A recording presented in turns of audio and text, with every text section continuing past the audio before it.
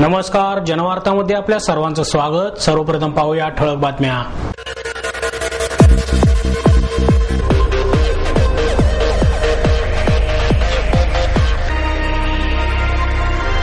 केवळ झेंडे घेऊन ओरडल्याने काहीच साध्य होत नाही, त्यामुळे रॅली काढताना हिंदू बांधवांना त्रास न देता शांततेने रॅली काढावी, सावरकरवादी विचारांचे शरद पोंक्षे यांचं आवाहन। आशय आणि केनशो इव्हेंट्स आयोजित 7व्या आशियाई चित्रपट महोत्सवात यंदाचा झेनिथ एशिया सन्मान दिग्दर्शक प्रियदर्शन यांना जाहीर। आणि निगडी येथील विशाल ज्वेलर्स हे सराफाचे दुकान फोडून 1,01,00,000 रुपयांचे सोन्याचे दागिने पळवून नेणाऱ्या 2 चोरट्यांना गुन्हे शाखेच्या पोलिसांच्या वतीने राजस्थानमधून अटक।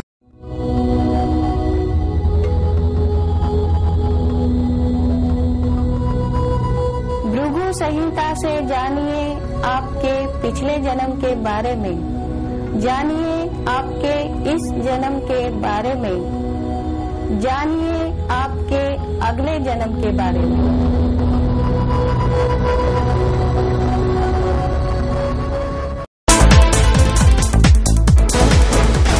केवळ झेंडे घेऊन ओरडल्याने काहीच साध्य होत नाही, त्यामुळे रॅली काढताना हिंदू बांधवांना त्रास न देता शांततेने रॅली काढावी, असे आवाहन सावरकरवादी विचारांचे शरद पोंक्षे यांनी केले। पतित पावन संघटनेच्या कार्यकर्त्या मेळाव्यात प्रमुख वक्ते म्हणून पोंक्षे उपस्थित होते। यावेळी आपल्या भाषणात बोलताना त्यांनी कार्यकर्त्यांच्या बेशिस्त वर्तणुकीवर बोट ठेवले। ज्याला जी भाषा समजते त्याच भाषेत पतित पावन संघटना उत्तर देते असे मला सांगण्यात आले, म्हणूनच मी या कार्यक्रमाला आलो। हात सूर आळवत पोंक्षे म्हणाले, मलाही अशीच भाषा आवडते। मला आवर्जून एक गोष्ट सांगावीशी वाटते की कोणाला वाईट वाटले तर मी त्याचा विचार करत नाही। सळसळते रक्त कोणत्याही संघटनेला वेगळ्या वाटेला घेऊन जाऊ शकते, त्याला वैचारिक बैठक असायला हवी। येथून गेल्यावर लगेच शिवाजी महाराजांचे चरित्र आणि सावरकरांची पुस्तके विकत घ्या। शिवाजी महाराजांकडे जबरदस्त वैचारिक बैठक होती। रोज सकाळी शिवचरित्राची किमान 10 पाने वाचल्याशिवाय घराबाहेर पडणार नाही असा निश्चय करा। इतर धर्मांप्रमाणे हिंदू हा फक्त धर्म नाही तर ती जगण्याची पद्धत आहे, ती आधी आपण समजून घ्या।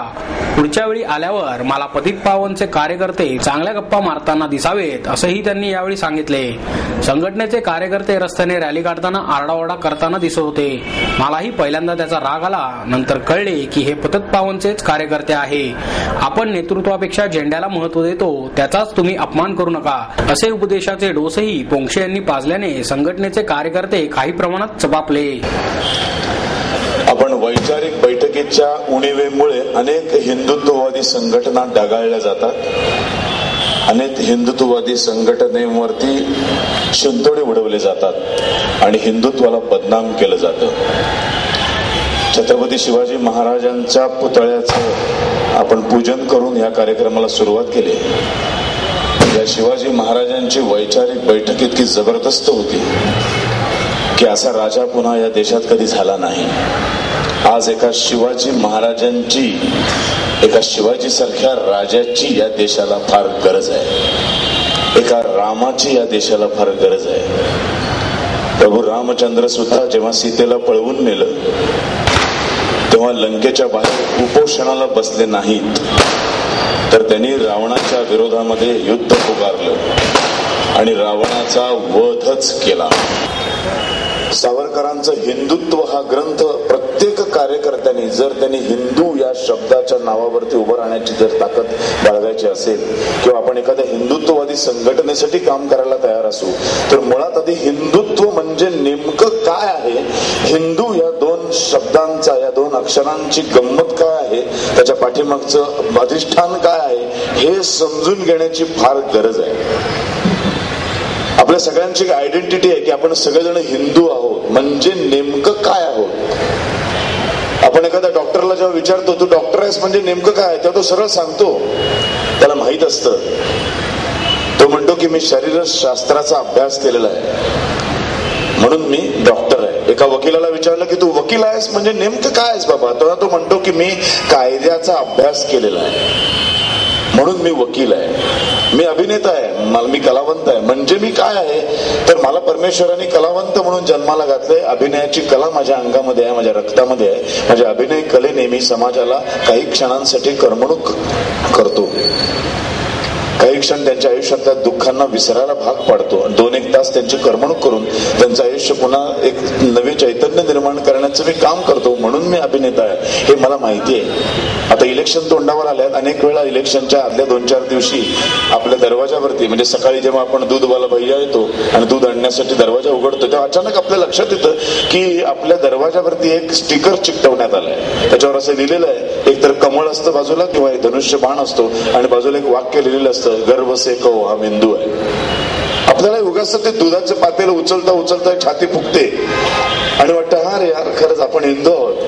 बरं वाटतं. पण नेमकं हिंदू आहोत म्हणजे काय आहोत याचा अभ्यास करावा असं मात्र कोणालाच वाटत नाही. फार कमी लोकांना मला खात्री आहे की हिंदू आहोत म्हणजे काय आहोत या प्रश्नाचं उत्तर इथे जमलेल्या फार कमी कार्यकर्त्यांकडे असेल. ते शोधण्याची गरज आहे. सुरुवात आपल्याला जर हिंदुत्ववादी संघटनेसाठी जर काम करायचं असेल तर सर्वात पहिल्यांदा मुख्य म्हणजे हिंदुत्व म्हणजे काय, हिंदू म्हणजे काय. ज्या देशाच्या राज्यकर्त्यांनी हिंदुत्वाला अतिशय संकुचित करून टाकलेलं आहे, एका विशिष्ट समाजाला हिंदू समाज म्हटलं गेलंय, तर असं नाहीये, असं अजिबात नाहीये. हिंदू या 2 अक्षरांचा अर्थ फार व्यापक आहे, फारच व्यापक अर्थ आहे, जो अर्थ सावरकरांनी हिंदुत्व ग्रंथामध्ये मांडलेला आहे. आशय आणि केनशो इव्हेंट्स आयोजित 7व्या एशियाई चित्रपट महोत्सवात यंदाचा झेनिथ एशिया सन्मान दिग्दर्शक प्रियदर्शन यांना जाहीर करण्यात आला. या महोत्सवाचे उद्घाटन दिग्दर्शक गोविंद निहलानी यांच्या हस्ते शुक्रवारी आयनॉक्स येथे संध्याकाळी 5:30 वाजता होणार आहे. अफगाणिस्तानचा सिद्दीक बर्मॅक याचा ओपियम वॉर हा चित्रपट उद्घाटनाचा चित्रपट असेल. हा महोत्सव 29 तारखेपर्यंत चालणार असून त्यात 15 देशांतील सुमारे 70 चित्रपटे दाखवले जातील. यावर्षी स्पेक्ट्रम एशिया या विभागात भारतासह जपान, इराण, चीन, श्रीलंका, बांगलादेश, इजिप्त, कोरिया इत्यादी देशांचे चित्रपट दाखवण्यात येतील. यात the separation, poetry, gorilla, David and Kamal या पारितोषिक प्राप्त चित्रपटांचा समावेश आहे. यंदा या विभागात तुर्कस्तानमधील चित्रपटही दाखवले जातील. युरोपियन कनेक्शन विभागात पोलंडचे दिग्दर्शक जान जाकोब खोल्सी यांचे चित्रपट दाखवण्यात येतील. रवींद्रनाथ टागोर यांच्या 150व्या जयंतीनिमित्त टागोरांच्या कथांवरील चित्रपट हा विशेष विभाग असून त्यात अर्धांगिनी, एक अर्धसत्य, काबुलीवाला आणि चारुलता हे चित्रपट दाखवले जातील. माय मराठी विभागात शाळा, 9:15ची वेळ, हा भारत माझा, खेळ मांडला, मन्या, वंडरबॉय आणि आघात हे मराठी चित्रपट दाखवले जातील. सिरम इन्स्टिट्यूट हा महोत्सव सादर करत असून third I Asian film foundation Mumbai, राष्ट्रीय चित्रपट संग्रहालय आणि फिल्म इन्स्टिट्यूट यांचे सहकार्य त्याला मिळाले आहे. आयनॉक्स, एमएस बाल शिक्षण मंदिर, आर्काइव्ह थिएटर आणि फिल्म इन्स्टिट्यूटच्या सभागृहात हा महोत्सव होईल असेही यावेळी सांगण्यात आले. निगडी येथील विशाल ज्वेलर्स हे सराफाचे दुकान फोडून 1,01,00,000 रुपयांचे दागिने पळवून नेणाऱ्या 2 चोरट्यांना गुन्हे शाखेच्या पोलिसांनी राजस्थानमधून अटक केली. त्यांच्याकडून 80 लाख रुपयांचे 2.5 किलो सोन्याचे आणि 2 किलो चांदीचे दागिने हस्तगत करण्यात पोलिसांना यश आले आहे. जितेंद्र सिंग उर्फ जितू वणेसिंगजी देवडा आणि पद्मसिंग गंगासिंग कुंपावत अशी अटक केलेल्या आरोपींची नावे आहेत. ही घटना 30 एप्रिल ते 1 मे 2010 या कालावधीत घडली. या प्रकरणी विशाल ज्वेलर्सचे सुभाष कांतीलाल सोनिगरा यांनी फिर्याद दिली आहे. घटनेपूर्वी 6 महिने अगोदर जितेंद्र सिंग विशाल ज्वेलर्समध्ये कामाला होता, त्यामुळे दुकानाची संपूर्ण माहिती त्याला होती. त्याने पद्मसिंग याला सोबत घेऊन विशाल ज्वेलर्सवर दरोडा टाकण्याची योजना आखली. विशाल ज्वेलर्स हे दुकान 4थ्या मजल्यावर आहे. जितेंद्र सिंग याने इमारतीच्या टेरेसवरून पहाटे 2 ते 4 या वेळेत दोरीने दुकानाच्या बाहेरच्या बाजूला खाली उतरून भिंतीच्या विटा काढून थोडे थोडे भगदाड पाडले. 30 एप्रिल ते 1 मे 2010 दरम्यान त्याने हे काम केले. त्यानंतर दुकानात शिरून त्याने सोने, चांदी, हिरे आणि प्लॅटिनम यांचे 1,01,45,000 रुपयांच्या दागिन्यांची चोरी केली. त्यावेळी सोन्याचे 15 किलो दागिने तिजोरीमध्ये असल्यामुळे चोरट्यांपासून ते वाचले. 1.5 वर्ष झाले तरी चोरट्यांचा माग पोलिसांना सापडला नव्हता. मुंबई येथील व्यापारी भरत जैन यांच्याकडील 68 लाख रुपयांचे दागिने लुटणाऱ्या चोरट्यांकडून मिळालेल्या माहितीवरून विशाल ज्वेलर्सवर दरोडा टाकणाऱ्यांपर्यंत पोलिसांना पोहोचता आले, अशी माहिती अप्पर पोलीस आयुक्त अनंत शिंदे यांनी दिली. जितेंद्र सिंग याने दागिने वितळवून मिळालेल्या पैशातून बिबेवाडीतील सुखसागर नगरमध्ये सारणेश्वर ज्वेलर्स नावाचे दुकान टाकले होते. तसेच त्याच बिल्डिंगमध्ये भाड्याने फ्लॅट घेऊन तो तेथे राहत होता. पद्मसिंग याने मिळालेल्या पैशातून राजस्थानमध्ये देशी दारूचे दुकान टाकले होते. मुंबई येथील सराफ व्यापाऱ्याच्या 97 लाख रुपयांच्या दागिन्यांचा अपहार केल्याप्रकरणी त्याच्या विरुद्ध अंधेरी पोलीस ठाण्यात गुन्हा दाखल आहे.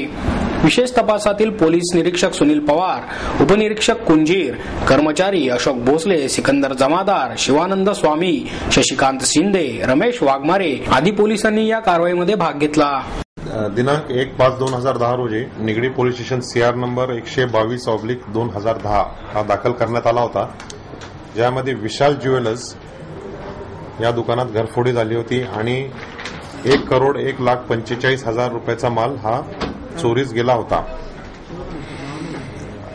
दिनांक 16/12/11 रोजी सुनील पवार हे SITचे आमचे सिनियर PI व त्यांची टीम यांनी इन्फॉर्मेशनवर 2 आरोपी अटक केले.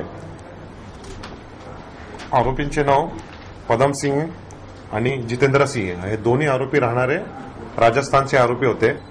परंतु त्यातला एक जो जितेंद्र सिंह होता तो याच दुकानात चोरी घडण्याच्या 6 महिन्यापूर्वी काम करत होता आणि त्याच्या इन्फॉर्मेशनवरून हे दोघांनी संगनमत करून एक 6 दिवस दुकानाच्या बाहेरचे विटा काढून व प्लायवूड काढून 7व्या दिवशी हे दुकानात शिरून त्यांनी ही चोरी करण्यात आली होती. 16/12 यांना अटक करण्यानंतर SIT टीमने 80 लाख रुपयाचा माल हा रिकव्हर केलेला आहे आणि अजून आता तपास चालू आहे. इतर माल अजून रिकव्हरी चालू आहे. तपासात दरम्यान अजून रिकव्हर होण्याची शक्यता आहे.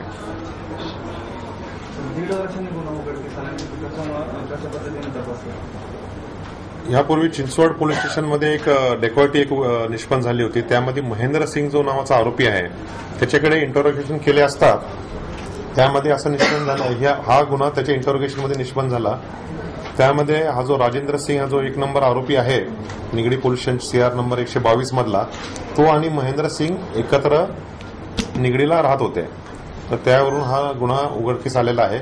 मूळ सर्व आरोपी राजस्थानचे आहेत, ते एकमेकांना पूर्वीपासून ओळखतात.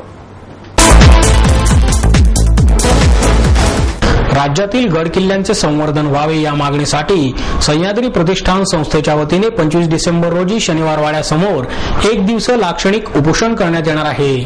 सकाळी 10 ते संध्याकाळी 6 या वेळेत हे आंदोलन होणार असल्याचे संस्थेचे अध्यक्ष श्रमिक गोजमगुंडे यांनी सांगितले. स्वातंत्र्यानंतर राज्यातील शिवरायांच्या दुर्गांचे संवर्धन होणे गरजेचे होते, मात्र या गडकोटांना आजही राजाश्रय मिळालेला नाही. राज्यातील किल्ल्यांच्या संवर्धनासंदर्भात आतापर्यंत मुख्यमंत्र्यांना 3 वेळा निवेदन देण्यात आले, मात्र सरकारने त्या संदर्भात कोणतेही पाऊल न उचलल्यामुळे हे आंदोलन हाती घेण्यात आले आहे. किल्ल्याच्या देखभाली संदर्भात संस्थेने राज्य सरकारला दिलेल्या निवेदनामध्ये किल्ल्यांच्या संवर्धनासाठी 5 कोटी रुपयांचा निधी द्यावा, गड किल्ल्यांच्या ठिकाणी वास्तुदर्शक, दिशादर्शक फलक लावावेत, किल्ल्यांच्या सुरक्षेसाठी संरक्षक नेमण्यात यावेत, याखेरीज त्या ठिकाणी पोलीस चौकी असावी, किल्ल्यांच्या देखभालीचा आराखडा निश्चित करण्यासाठी इतिहास तज्ञांची समिती नेमावी आदी मागण्या करण्यात आल्या असल्याचे गोजमगुंडे यांनी सांगितले. किल्ल्यांच्या संवर्धनासाठी संस्थेने हाती घेतलेल्या मोहिमेला अनेक राजकीय पक्षांनी पाठिंबा दिला आहे. संस्थेचे कार्यकर्ते हिवाळी अधिवेशन संपल्यानंतर मुख्यमंत्र्यांची भेट घेणार आहेत. याखेरीज उपमुख्यमंत्री आणि पुण्याचे पालकमंत्री अजित पवार यांच्यासमोर कैफियत मांडणार आहेत. किल्ल्यांच्या दुरावस्थेचे चित्र फोटो प्रदर्शनाच्या माध्यमातून मांडण्यात येणार आहे, असेही यावेळी सांगण्यात आले. Maharashtra cricket association for the blind आणि पुना ब्लाइंड मेन असोसिएशन यांच्या संयुक्त विद्यमाने अंध व्यक्तींच्या राज्यस्तरीय क्रिकेट स्पर्धेचे आयोजन करण्यात आले आहे. ही माहिती संघाचे अध्यक्ष बाबासाहेब राऊत, सचिव दशरथ शिंदे आणि दादासाहेब लाटे यांनी पत्रकार परिषदेत दिली.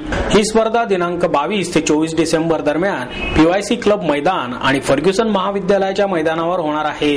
या स्पर्धेचे उद्घाटन दिनांक 22 डिसेंबर रोजी सकाळी 8:30 वाजता भारतीय क्रिकेट निवड समितीचे माजी अध्यक्ष आणि माजी क्रिकेटपटू चंदू बोर्डे यांच्या हस्ते होणार आहे। या स्पर्धेमध्ये 8 संघांनी सहभाग घेतला आहे। त्यामध्ये पुणा ब्लाइंड मेन, पुण्याचा संघ, मुंबई, विदर्भ, खानदेश, मराठवाडा, कोकण आणि वेस्ट महाराष्ट्र संघांचा समावेश आहे। या स्पर्धा 10 षटकांच्या होणार असून साखळी पद्धतीने हे सामने खेळवण्यात येणार आहेत। या स्पर्धेदरम्यान एकूण 13 सामने होणार आहेत। स्पर्धेतील विजेता, उपविजेता, सामनावीर, मालिकावीर, उत्कृष्ट फलंदाज, गोलंदाज, उत्कृष्ट क्षेत्ररक्षक, यष्टीरक्षक यांना ट्रॉफी आणि पारितोषिके देण्यात येणार आहेत। या सामन्यात विजयी ठरलेला संघ हा राष्ट्रीय पातळीवर महाराष्ट्राचे प्रतिनिधित्व करणार आहे। या सामन्यांसाठी येणाऱ्या खेळाडूंना आणि सहकाऱ्यांना भोजन, निवास, वाहतूक, क्रीडा साहित्य तसेच इतर सुविधा संस्थेच्या वतीने देण्यात येणार आहेत। अंधांच्या या उपक्रमाला सामाजिक कार्यकर्ते आणि नागरिकांनी आर्थिक सहाय्य करावे असे आवाहन दादासाहेब लाटे यांनी यावेळी केले। राज्य शासनाच्या वतीने 4थी आणि 7वीच्या विद्यार्थ्यांसाठी शिष्यवृत्ती परीक्षेच्या तयारी करता नवीन संकेतस्थळ चालू करण्यात आले आहे। राज्य शासनाच्या वतीने इयत्ता 4थी आणि 7वीच्या विद्यार्थ्यांसाठी घेण्यात येणाऱ्या शिष्यवृत्ती परीक्षेच्या तयारीसाठी www.testandtips.com हे संकेतस्थळ सुरू करण्यात आले आहे।